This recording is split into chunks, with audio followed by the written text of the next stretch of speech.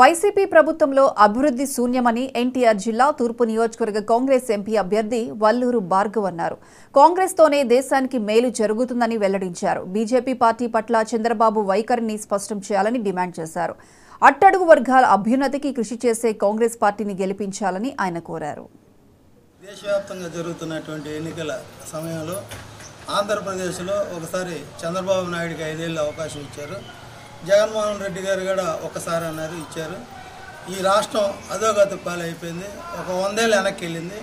మళ్ళీ గతంలో కాంగ్రెస్ పార్టీ ఏదైతే అధికారంలో ఉందో అప్పుడు ఉన్నప్పుడు జరిగినటువంటి అభివృద్ధి కార్యక్రమాలు తప్ప విజయవాడలో కేశినేని నాని గారు outer ring road, inner ring road, ఫ్లైఓవర్లు కట్టానని చెప్పి ఒక పెద్ద ఎత్తున ప్రచారం చేసుకున్నాడు. ఇవన్నీ కూడా కాంగ్రెస్ ప్రభుత్వం యూపీఏ గవర్నమెంట్లో జరిగినటువంటి అభివృద్ధి కార్యక్రమాలే.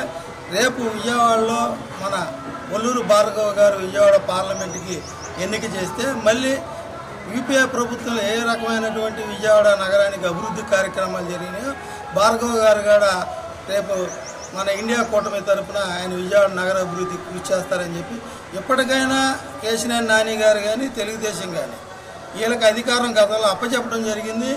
వాళ్ళు అభివృద్ధికి తిరోగమనం చేశారు. ఈ రాష్ట్రానికి కానీ విజయవాడ నగరానికి వాళ్ళ ఉపయోగం లేదు. ప్రజలు ఆ దశగా ఆలోచిస్తున్నారు.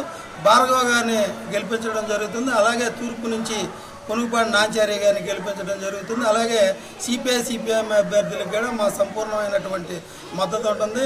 వీళ్ళు అధికారంలోకి వచ్చిన తర్వాత ధరలు పెరిగినాయి, పెట్రోల్ డీజిల్ ఛార్జీలు పెరిగినాయి, చెత్త మీద పన్నేశారు, అనేక రకాలుగా ప్రజలను ఇబ్బంది పాలు చేశారు. కనుక ప్రజలు ఈసారి డబ్బుకు లొంగేటువంటి పరిస్థితి లేదు.